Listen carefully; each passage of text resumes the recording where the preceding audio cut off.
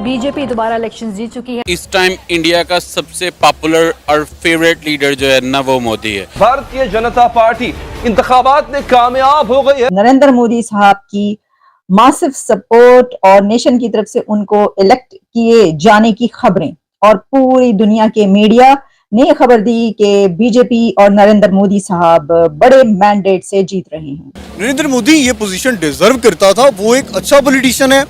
Doesn't matter कि वो कहां से उठ के कहां आया, बात यह है कि उसने अपने आप को मनवाया। नरेंद्र मोदी की जो जीत है वो खित्ते के लिए क्या लेकर आएगी?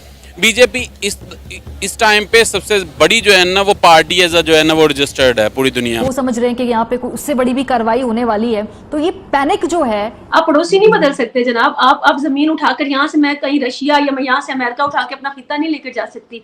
पड़ोसी हमारी यही रहे। इलेक्शन जीतने के बाद ना अब मोदी पहले से एक ताकतवर पोजीशन में खुद को महसूस कर रहे हैं। के बावजूद जो है उनकी ये बहुत बड़ी कामयाबी है।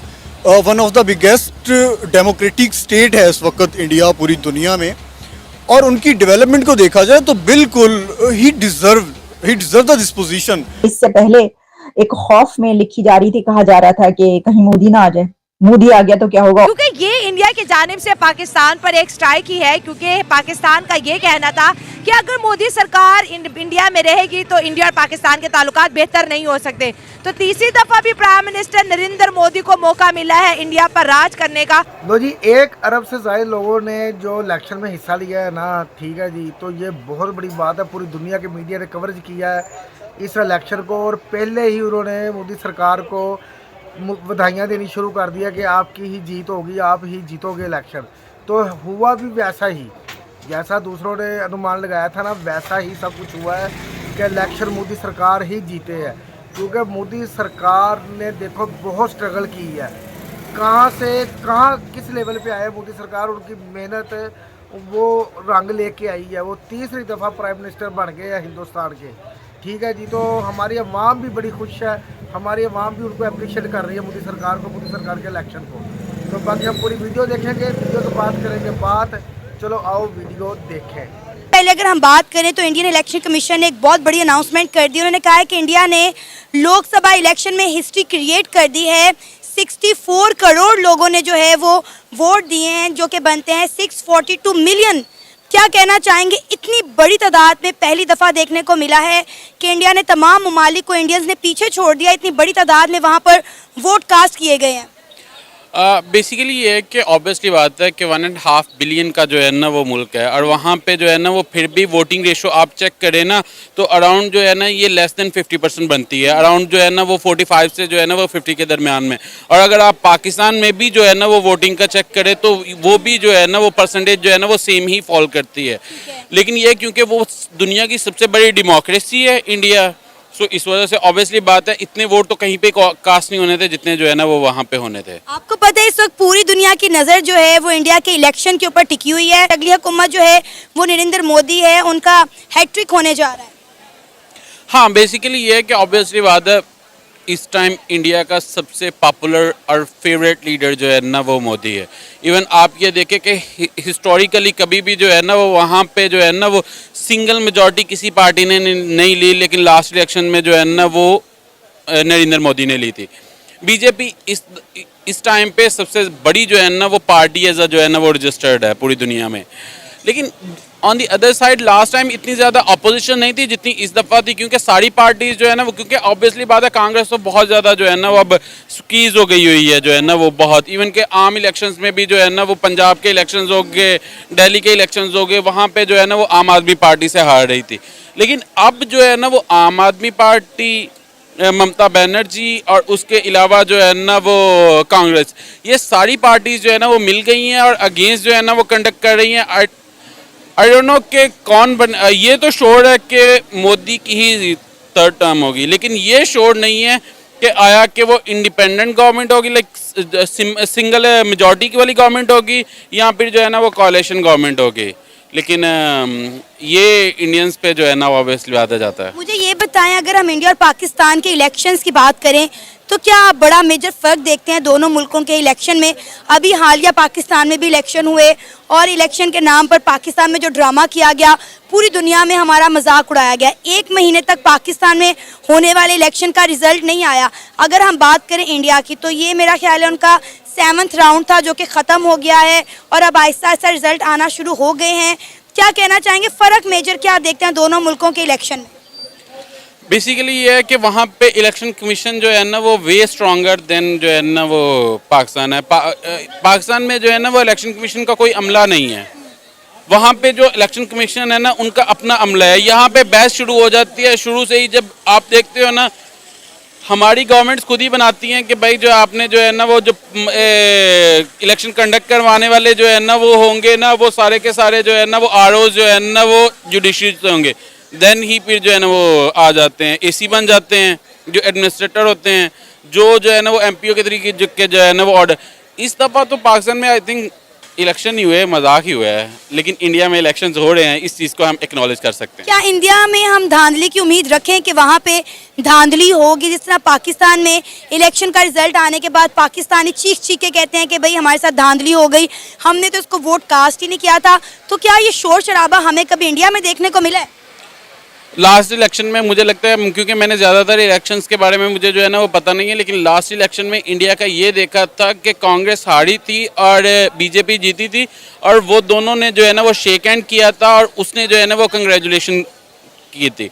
लेकिन पाकिस्तान में ऐसा इस तरह के सीन कभी देखने को मिले नहीं हैं, क्योंकि पाकिस्तान में हमेशा एक ये है कि रिगिंग होती है। एक तो होता है ना कि दूसरा बंदा कहता है, एक वाकई में होती है और इस दफ़ा पे इतनी ओपन हुई है कि हर बंदे को पता है। मतलब कोई ऐसा बंदा नहीं है जिसको ये ना पता हो, क्योंकि हम वोट कास्ट करके आए हैं और बाद में शाम को हमें भी सुनने को मिलता है यार फलां बंदा जीत गया है और फलां हार गया। सही।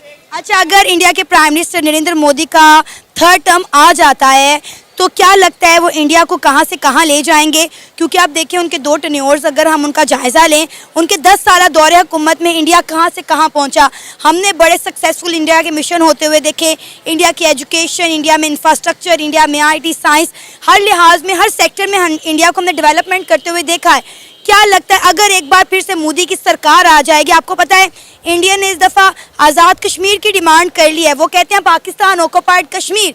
इवन कि अगर हम योगी आदित्यनाथ की बात करें तो उन्होंने भी कह दिया कि अगर बीजेपी की हुकूमत आ गई तो 6 महीने में आज़ाद कश्मीर भारत का होगा। तो इसके साथ साथ और क्या होता हुआ नज़र आ रहा है?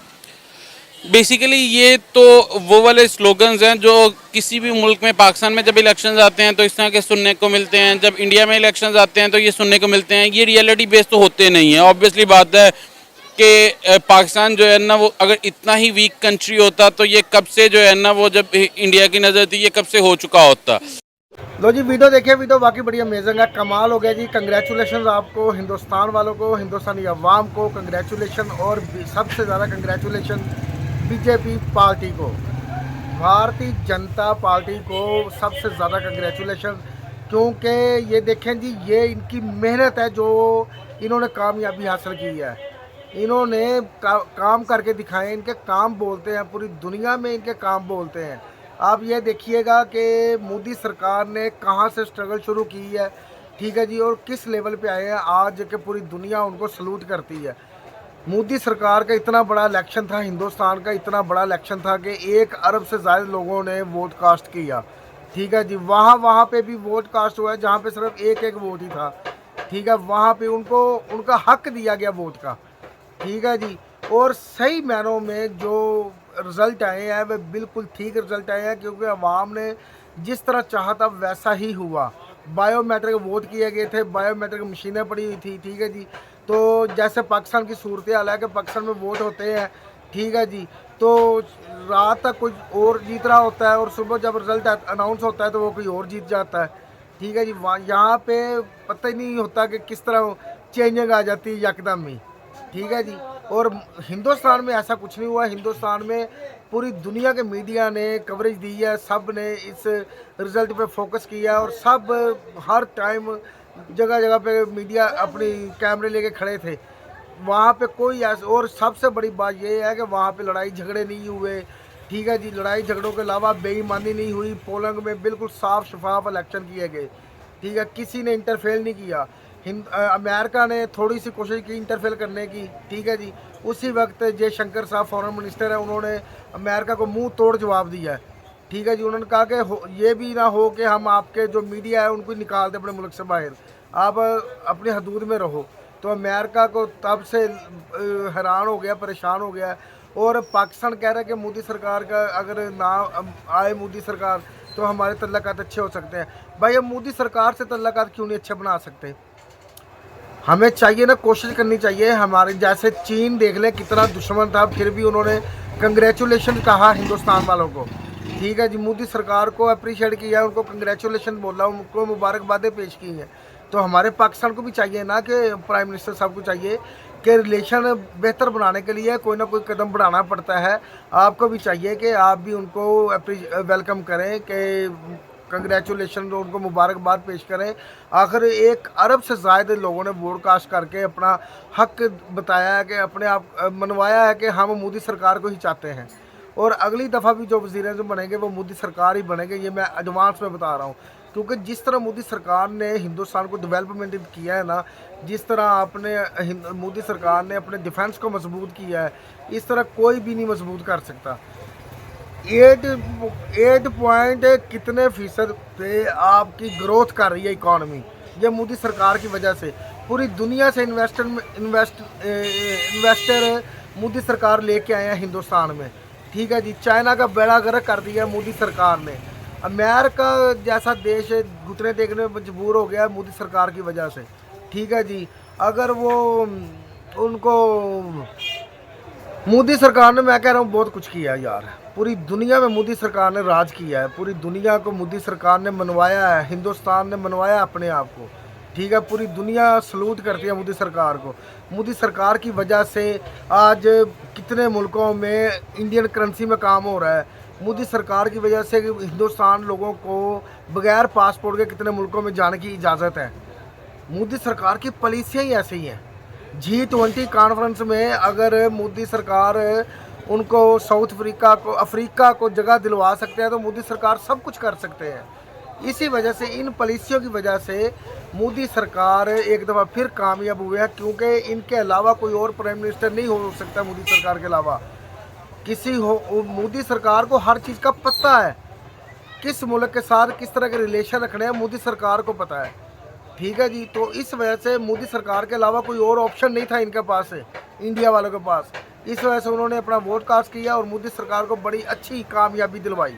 ये कंग्रेचुलेशंस आपको। हमारी देखो अवाम अप्रिशिएट कर रही है इलेक्शन को। वो कह रहे हैं कि मोदी सरकार ये सीट डिज़र्व करते हैं, इनके अलावा कोई और सीट के काबिल नहीं है हिंदुस्तान में।